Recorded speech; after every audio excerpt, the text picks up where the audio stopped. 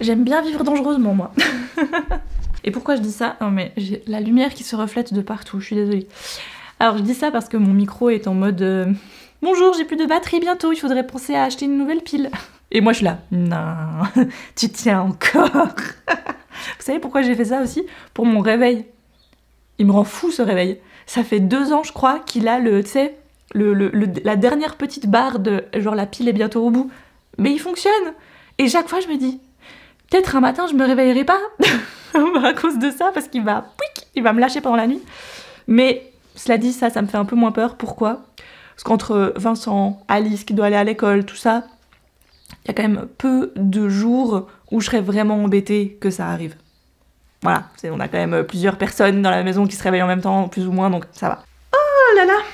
Je suis en pleine réunion, mais je fais vite cette petite pause dans ce vlog pour vous parler du partenaire de la vidéo du jour. Je les remercie vraiment énormément. Vous savez maintenant que c'est une marque que je vous ai présentée plusieurs fois. Ce sont des compléments alimentaires que je prends depuis un certain temps maintenant. Oui, vous l'avez compris, je vous parle de la marque Bears with Benefits, que je continue d'aimer très fort. Alors dans cette promo, je vais particulièrement vous parler de 2 produits. Il s'agit du You Nailed It, c'est spécialement fait pour les ongles et les cheveux.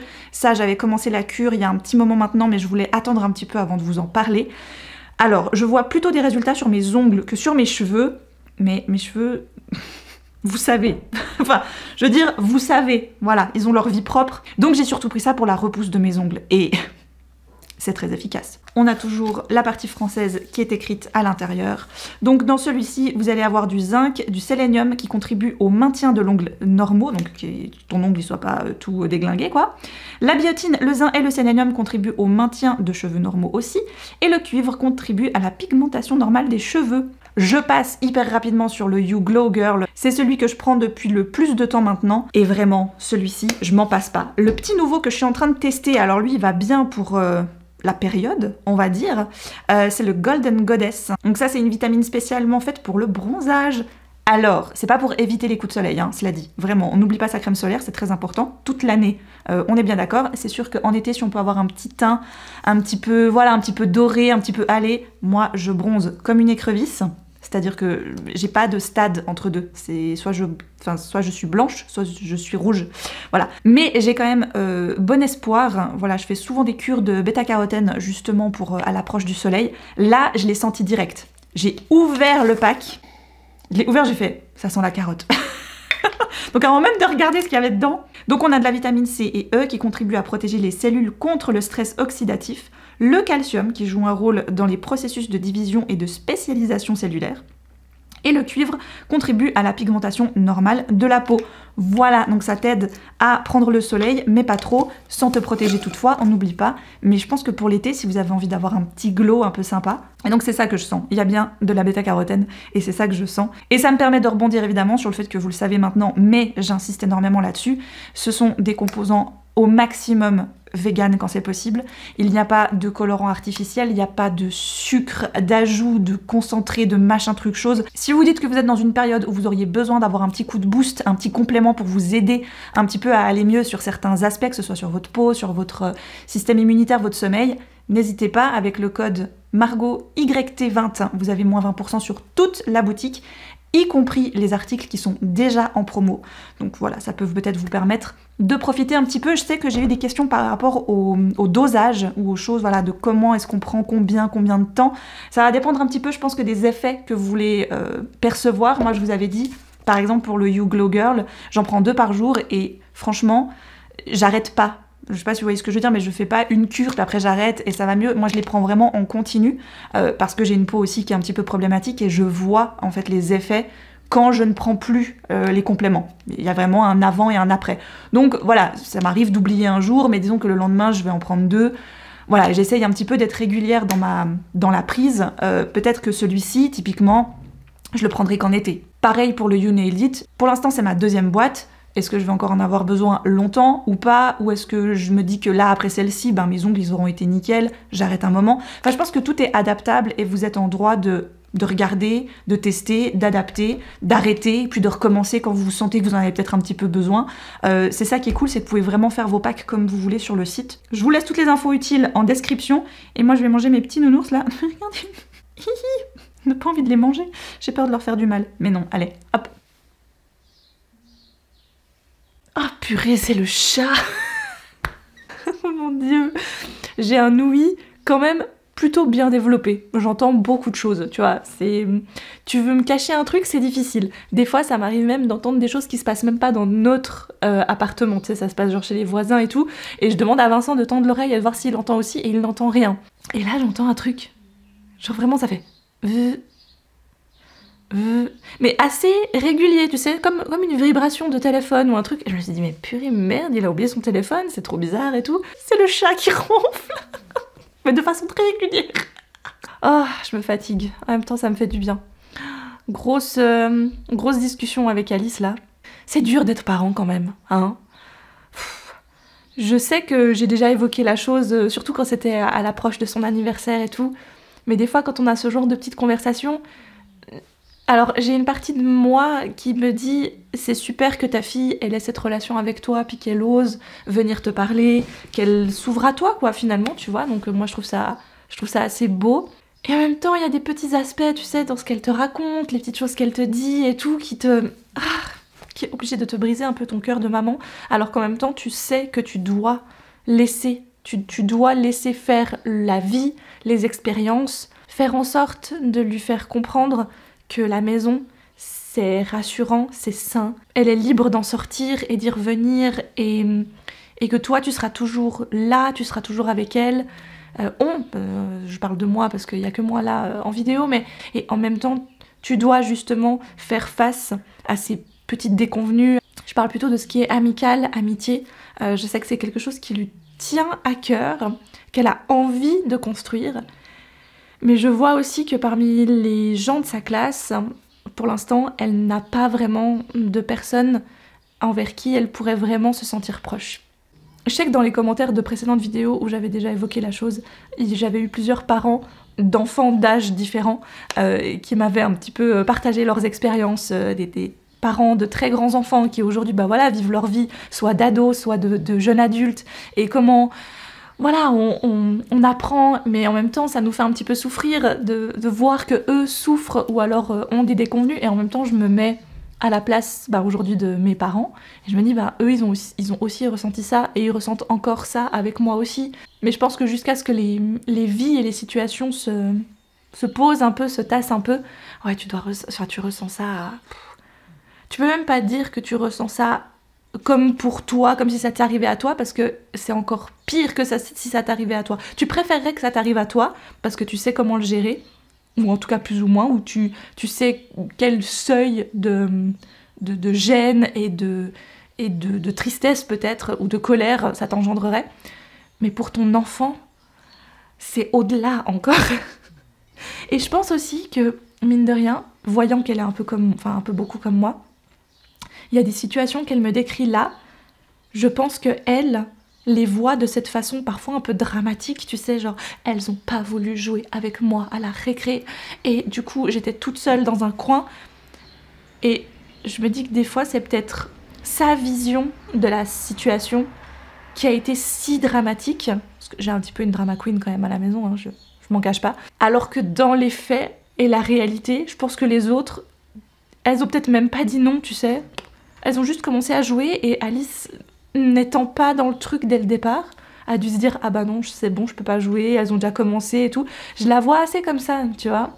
C'est un peu pareil au camp, je crois que je vous ai pas fait de retour de son retour de camp, qui dans sa globalité était plutôt bien, mais c'est vrai que le soir c'était un peu compliqué. Et c'est exactement ce que j'imaginais, et en même temps, je pense qu'il y a une part d'elle-même qui encore une fois se pose trop de questions, mais ça fait partie de la vie. Alors, niveau lecture, oh là là, il me reste vraiment pas grand-chose, je vais le finir là, je pense. Et il me reste 35 pages. Je suis en train de lire ce petit bijou là qui s'appelle Là où les arbres rencontrent les étoiles de Glendy Vandera.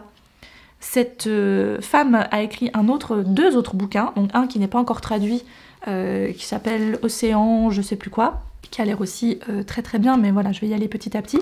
Ça, je l'avais vraiment pris parce que, je sais pas, le titre, la couverture, peut-être vous vous en souvenez quand je l'avais présenté dans mes nouvelles acquisitions. Et quand j'en ai parlé en live l'autre soir, pendant le Read With Me justement, parce que j'étais en train de lire ça, Quelqu'un m'avait dit dans le chat, tu verras celui d'après, il est aussi super, autre style, mais vraiment très très bien. Et là, qu'est-ce que je vois? Oh, bah, je vois qu'il arrive en poche fin août. Donc je suis trop contente. Le prochain, c'est Dans la forêt des larmes. Bon, déjà, ça donne le thème. C'est pas très joyeux. Mais en même temps, je trouve que dans celui-ci, ce que je trouve très beau, c'est que c'est une histoire qui peut sembler dramatique à plusieurs niveaux. Et en même temps, elle a un côté très doux et rassurant. On est sur un résumé qui t'en donne pas trop. Et ça, j'aime bien, je crois, parce que ça te donne vraiment le départ du livre, mais ça va pas trop loin dans l'intrigue. On sait que Jo est une jeune étudiante, elle a quoi, 25 ans, je dirais, 24-25 ans par là autour. Elle étudie les oiseaux, enfin les nids d'oiseaux plus précisément, d'une certaine espèce. Et donc elle est dans un petit cottage un peu perdu au milieu de nulle part. Un beau jour, dans le loin de son jardin qui est à l'orée de la forêt, elle va voir une petite fille. Et cette petite fille revient plusieurs fois, elle a un chien. Et au bout d'un moment, Jo va quand même avoir un petit peu pitié d'elle, se demande si cette petite fille, quelqu'un la recherche. Ça semble pas très clair, mais la petite fille a l'air d'être bien avec elle, mais elle sait pas trop comment gérer cette situation. Et finalement, c'est un petit peu tout ce que vous devez savoir.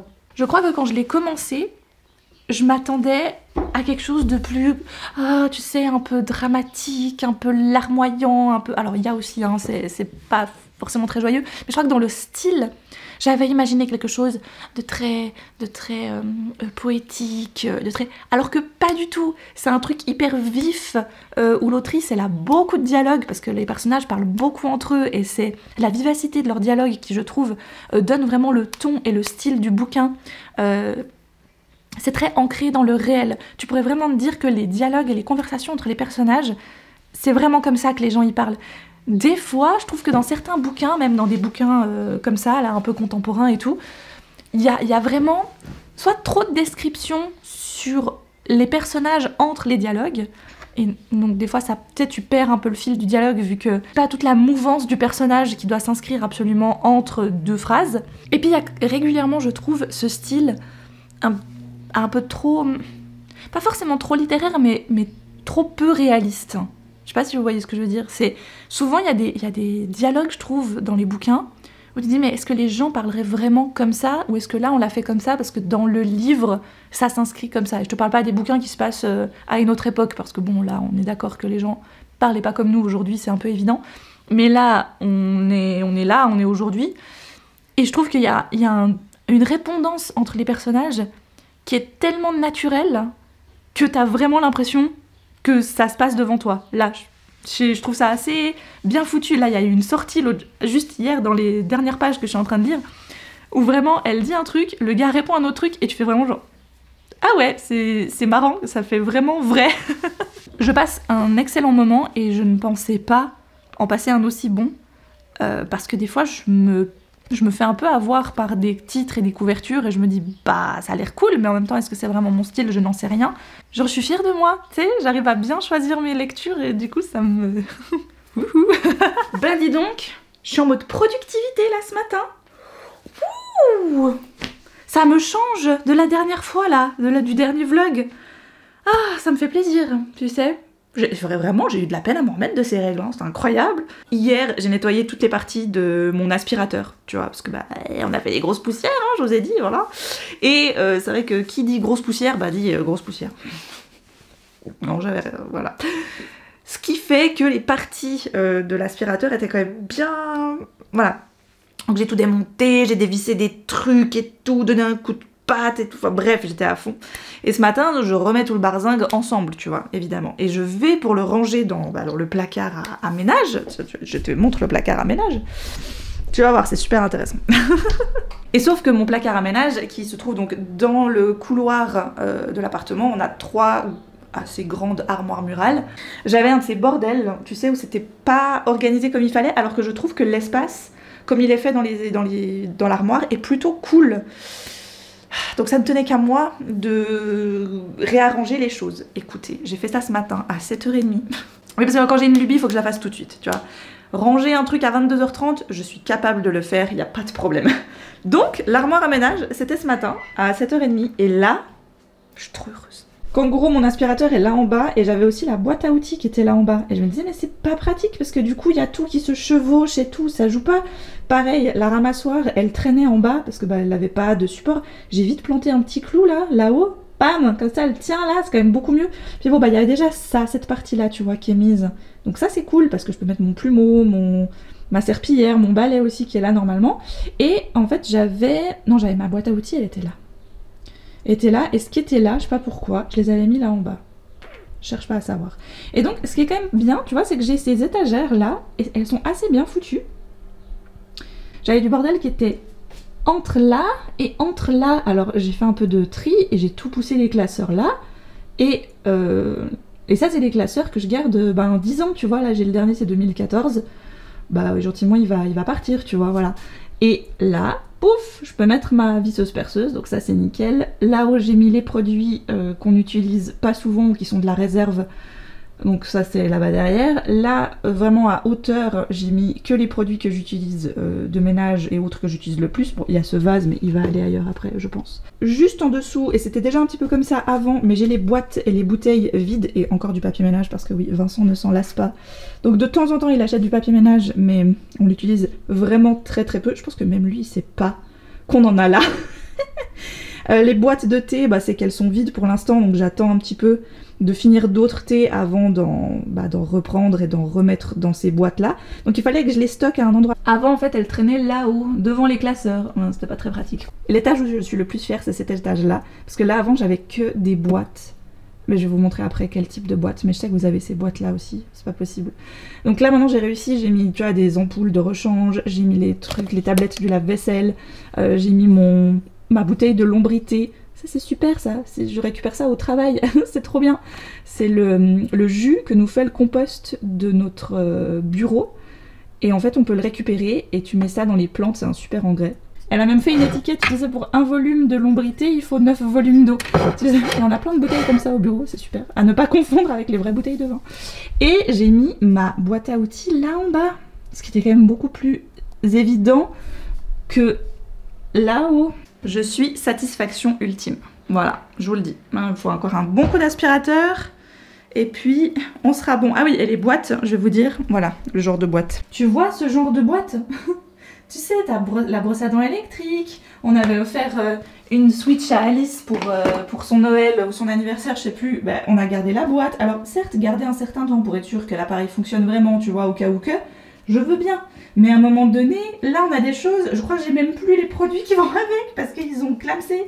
Donc voilà, et qu'ils ne sont plus sous garantie. Donc à quoi ça sert? À rien du tout. Donc il est 9 h, donc je vais prendre mon petit déj maintenant. Incapable de fonctionner autrement. Incapable. Mais c'est comme ça. Ah oh, l'accident de lunettes. Ah la vache. Et sinon vous ça va? Je suis sortie de ma grotte. Vous le croyez ça ou pas? Non, parce que moi j'y crois à peine. Hein. Je peux vous garantir que j'y croyais pas du tout même. Attendez, je vais vous poser. Le trépied est tout en bas, j'ai pas envie. Je vais peut-être vous mettre comme ça. C'est pas droit. J'ai meilleur temps de vous remettre sur le trépied en fait, hein. Vraiment. En compagnie d'Alice, parce que Vincent est en week-end en Valais avec des copains. Ils font ça plus ou moins une fois par année. C'est toujours vers cette période-là. Le week-end de son anniversaire, ça tombe plutôt bien. Et moi, je savais que j'avais un truc qui était prévu aujourd'hui depuis un moment, mais bon, voilà, j'avais pas l'empêcher d'aller à son week-end juste parce qu'il fallait qu'Alice reste ici avec lui. Donc, j'ai pris Alice avec moi et j'ai été fêter les 15 ans de la librairie L'Étage à Yverdon. Si vous ne connaissez pas cette librairie et que vous n'êtes pas très loin entre Neuchâtel, Yverdon, tout ça, franchement, c'est une petite librairie absolument splendide, qui est vraiment très très belle, j'aime beaucoup, elle est très atypique, un petit peu biscornue comme ça, avec plein de recoins et tout, j'adore ce genre d'endroit, enfin je trouve que c'est parfait, tu sais, c'est très atypique et tout. Et donc j'y étais pas là-bas pour, comme ça, n'importe quelle raison. En gros, on m'avait invitée parce que il y a quelques mois de ça, j'ai participé à une interview dans le magazine Livre Suisse, qui est un magazine édité par l'association Livre Suisse, qui est une association... avant ça s'appelait l'ASDEL, quand moi j'ai commencé mon apprentissage. C'est l'association suisse des diffuseurs, distributeurs, éditeurs, libraires, enfin un peu tout le monde du livre peut collaborer à cette association, faire partie de cette association et donc être membre de Livre Suisse. Depuis maintenant un an et demi, ils ont décidé d'éditer 2 fois par année un magazine qui est ensuite distribué dans toutes les librairies membres de l'association. Il est également consultable sur le site, en ligne, d'ailleurs je vous le laisserai en barre d'infos, si ça peut en intéresser certains. Je sais que vous êtes une petite minorité de Suisses à me suivre, mais je sais que vous êtes là quand même, donc voilà, je le mentionne quand même rapidement. Et bref, j'avais été contactée par Isabelle Falconier en début d'année pour répondre à une interview. Elle s'intéressait, et je trouvais hyper malin et sympa comme angle d'approche, la jeune génération du monde du livre en Suisse. Donc on est plusieurs, on est 6 ou 7 je crois à avoir été interviewés, entre libraires, diffusion, distribution pour ma part, il y a auteur-autrice, il y a éditeur-éditrice, il y a vraiment tous ces aspects du monde du livre. Est-ce que les jeunes générations aujourd'hui s'emparent de ces métiers, ou est-ce qu'au contraire c'était un petit peu pour démontrer que si les jeunes s'investissent dans le monde du livre et se donnent de leur personne? Il y a des librairies qui sont ouvertes aujourd'hui même par des très jeunes libraires et ça fonctionne, voilà, et ça ne fait pas peur et j'ai trouvé ça génial. Aujourd'hui c'était donc le vernissage de ce numéro et en plus les 15 ans de la librairie L'Étage. Donc on a fait tout au même endroit et je suis sortie de ma grotte. Alors pourquoi je vous dis ça? Parce que c'est marrant, on parlait à la table ronde et je suis désolée, j'ai oublié de prendre la caméra et de la sortir aussi parce que comme j'étais intervenante, j'allais pas sortir mon téléphone pendant que les gens ils étaient en train de parler, j'aurais trouvé ça un peu inconvenant. On avait un électron libre, je vais l'appeler comme ça, Daniel, qui lui est à la fois auteur, il a été éditeur, maintenant il est beaucoup dans je pourrais presque dire l'événementiel du livre. Il se dénomme lui-même comme travailleur du texte. J'ai trouvé ça très joliment dit. J'ai failli faire la petite relève, mais on avait du monde. Je me suis dit non, c'est peut-être pas, voilà. Mais j'ai trouvé ça très joliment dit, et voilà, il organise beaucoup d'événements autour du monde du livre en Suisse romande, et chez nous c'est vrai que la Suisse, déjà de 1 c'est petit, mais la Suisse romande c'est encore plus petit, et des fois faire bouger un peu les choses, surtout à ce niveau-là, c'est pas toujours évident. Et c'est drôle parce qu'il mettait vraiment, tu vois que lui il se donne à fond pour que le livre soit vivant, le mettre dans des endroits, le faire vivre avec des auteurs, des autrices et tout, enfin vraiment quelque chose de très où les gens se déplacent, viennent regarder, viennent participer et tout.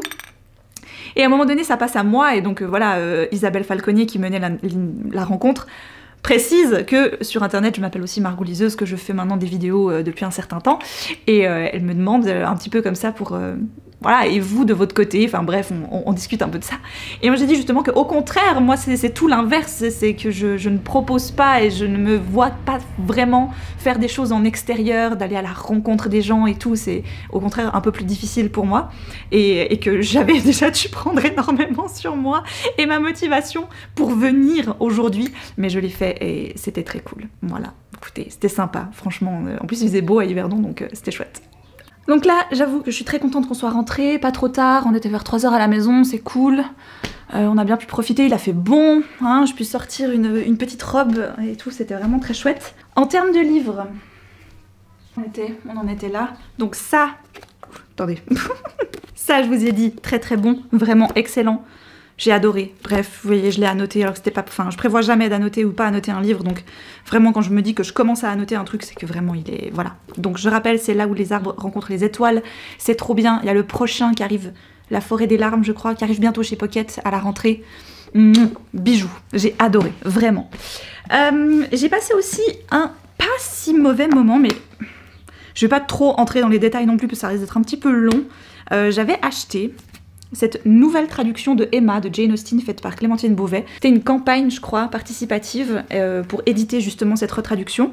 Et je me suis lancée dedans parce que Emma faisait partie des Jane Austen que j'avais jamais lues. Alors très vite, je vais aller sur 2 avis différents.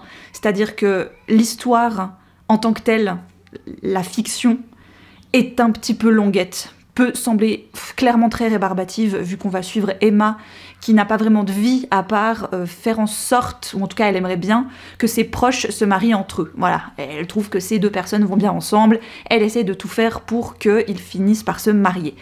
Une fois ça réussit, l'autre fois ça réussit pas trop, et puis évidemment, est-ce que elle, l'amour, va gentiment s'en mêler ou pas?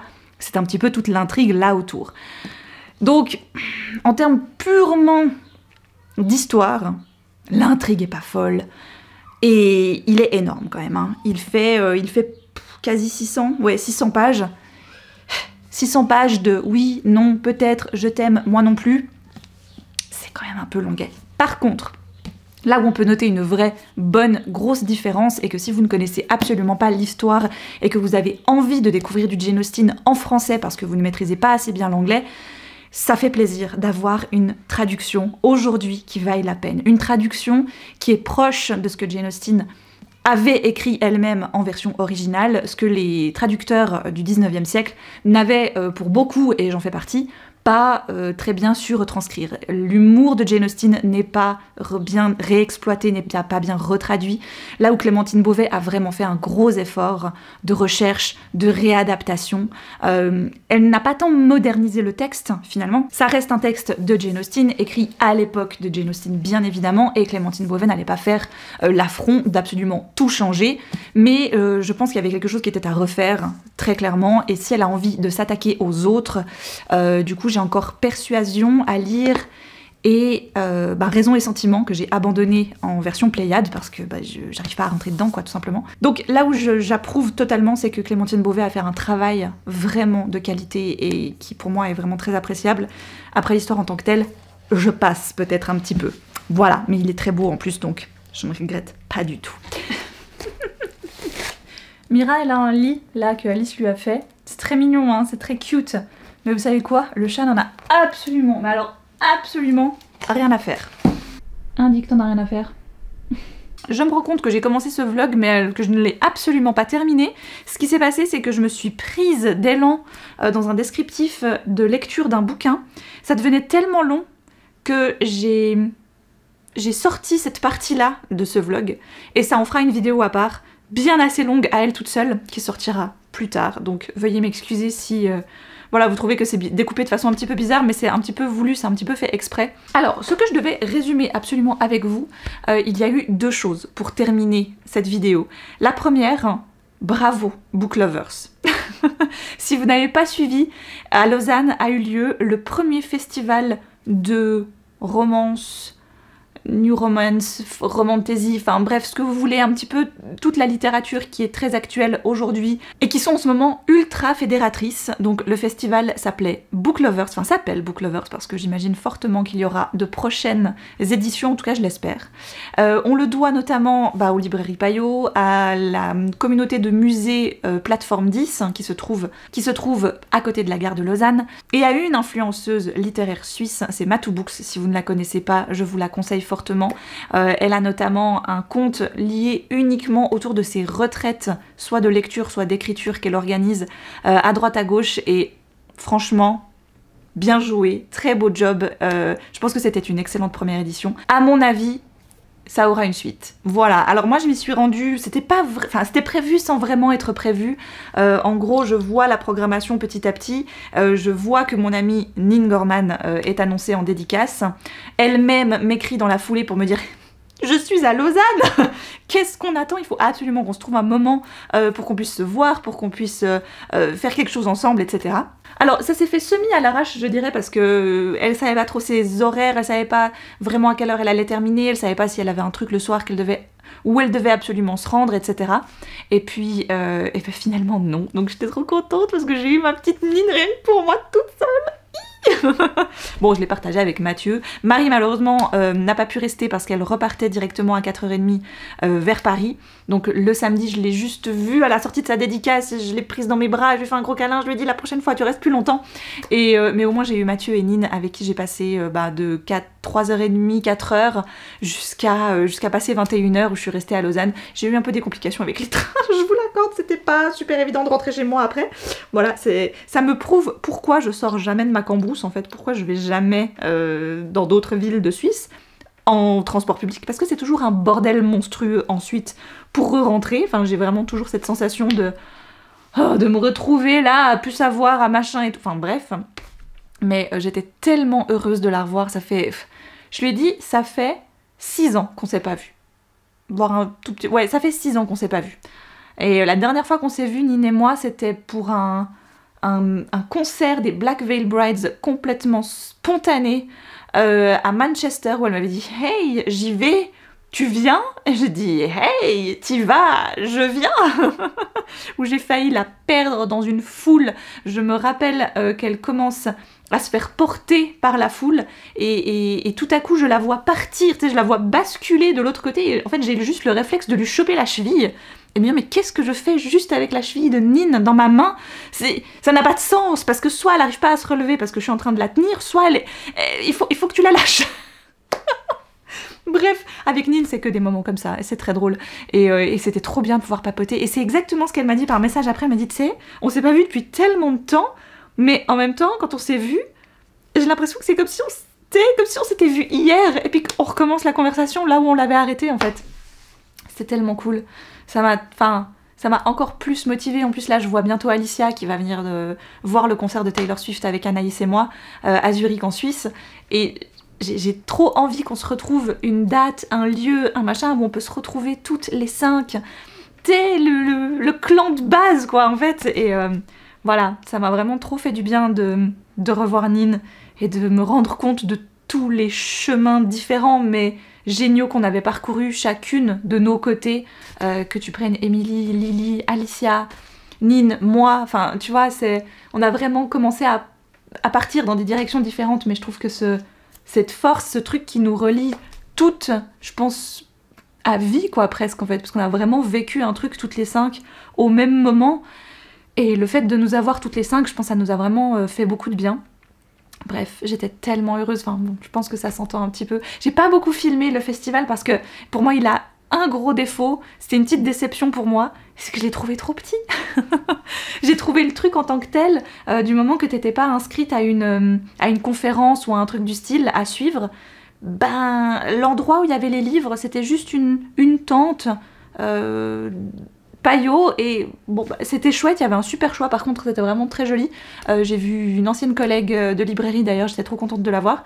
Mais je me suis dit, waouh, purée, avec l'ampleur que ça prend, je sais pas, j'aurais quadruplé la surface. Mais voilà, c'est des choses qui peuvent aisément se poursuivre par la suite à être un peu plus grand, à avoir un peu plus d'envergure. En tout cas, moi j'étais contente de voir qu'il y a un truc comme ça qui ait lieu en Suisse. J'étais très contente parce qu'ils ont réussi à faire venir... comment elle s'appelle? C'est C.J. Pacat, hein, celle qui a écrit Le Prince Captif, qui est australienne donc, comme j'ai cru comprendre, et qui fait très peu de déplacements ailleurs que peut-être aux States, à la rigueur. C'est assez difficile de la faire venir en Europe, et là je me suis dit, bah purée, la meuf elle vient à Lausanne, quoi, tu sais, c'est tellement cool. Donc ouais, moi j'ai trouvé ça trop bien. Après moi je suis pas une fervente fan de dédicaces, donc je me verrais pas faire la file pour une dédicace, mais par contre je trouve ça cool, quoi, que ça ait lieu chez nous et que les gens aient pu venir et pu se déplacer. Et puis donc 3 jours après, donc ça c'était samedi, dimanche j'ai enregistré le podcast avec Anaïs, donc nouveau beaucoup d'échanges, de blabla et tout, mais c'était très chouette, franchement j'ai adoré notre dynamique pour ces 2 prochains épisodes qui vont arriver là. Non mais vous n'êtes pas prêts, nous non plus, mais je trouve qu'on a vraiment eu un échange qui était tellement cool. Voilà, pourtant on a eu des petits cafouillages au niveau de la façon dont était disposé le studio cette fois-là. Il y avait un micro qui marchait plus, on a dû un petit peu improviser, et finalement cette improvisation aura pu nous permettre de nous rendre compte que peut-être la façon dont on s'est positionné cette fois, un peu malgré nous, bah elle était pas mal. Donc écoutez, des fois, un mal pour un bien, tout ça.